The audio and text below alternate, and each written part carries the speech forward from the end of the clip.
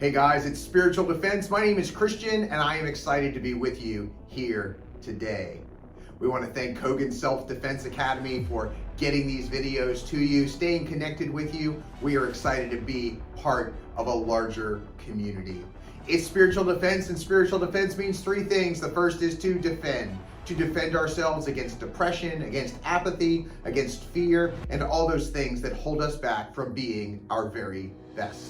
It is to disarm the powers and forces of darkness, the lies they tell, and the deception that happens when we believe in those things.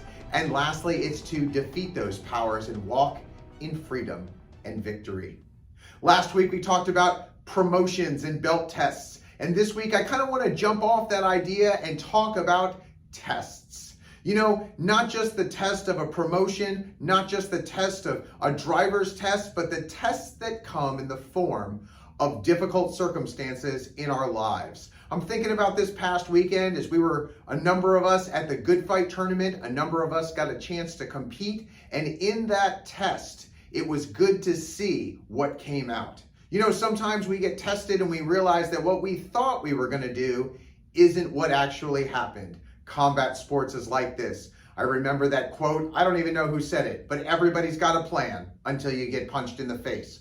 Me, I just got a knee to the face, but beyond that, it's important to recognize that the only way we truly know what we're going to do is to put ourselves in a position where we can be tested. And this weekend, for those of you who competed, for those of you who came out and coached, for those of you who came out to watch, thank you for being part of that crucible of learning.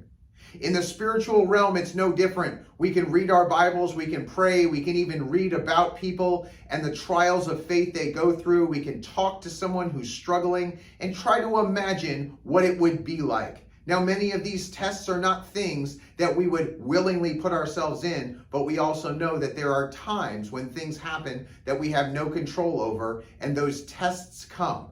And I'm reminded of the scripture that he who began a good work in you will be faithful to complete it. When we put our faith and trust in God, we are given a promise that God will carry through with the promises that he has given us. And that's a confidence that we can take into every test, into every trial, and remember that he is faithful, that he is able, and that he is with us. I hope this has been an encouragement. I hope in some way this has been a challenge to you. If you're going through a trial, it is not without meaning. God does not waste trials in our lives. He gives them to us so that we can learn something. Sometimes he gives them to us so we can help others. And sometimes as we go through them, it is just for our very own development, to get stronger, to be better, to get more faithful. So I want to thank you guys so much for joining us. Thank you for being part of Spiritual Defense. Thank you for being here. I look forward to seeing you soon. God bless you and have a great Sunday.